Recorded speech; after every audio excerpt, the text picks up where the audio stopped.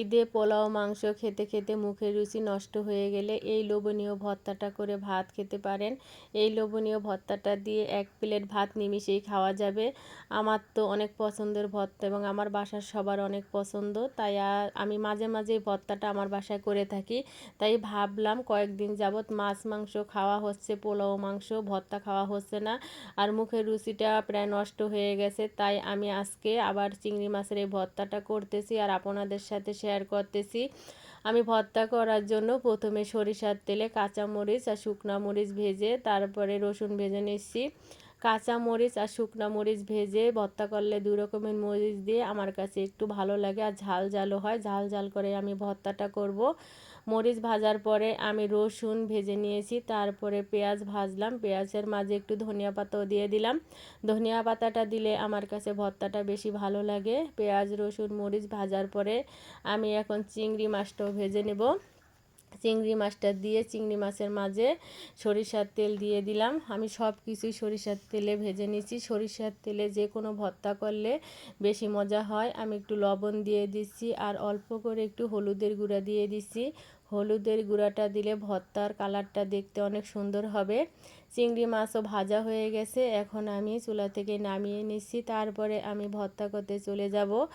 আমি কিন্তু আজকে শিলপাটায় বেটে ভর্তা করব। আমি সব সময় শিলপাটায় বেটেই ভর্তা করি। শিলপাটায় বাটা যে কোনো ভর্তা খেতেই কিন্তু বেশি মজা হয়।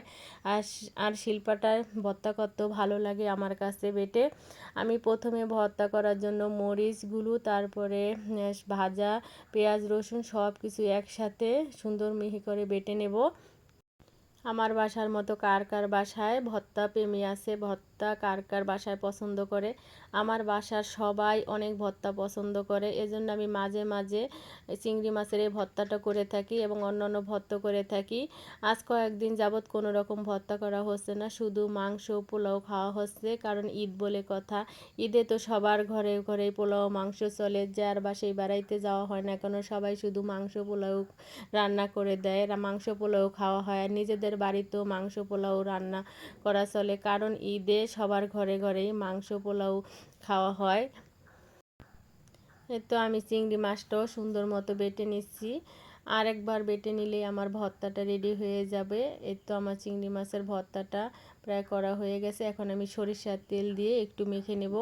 ভর্তার শেষে যদি এভাবে একটু সরিষার তেল দিয়ে মাখা হয় তাহলে ভর্তাটা খেতে আরও বেশি মজা হয়। তৈরি হয়ে গেল আমার মজাদার চিংড়ি মাছের ভর্তা। এই ভর্তাটা দিয়ে বাসার সবাই এখন পেট ভরে মজা করে ভাত খাওয়া হবে। সবাই ভালো থাকবেন। আজকের মতো এ পর্যন্তই।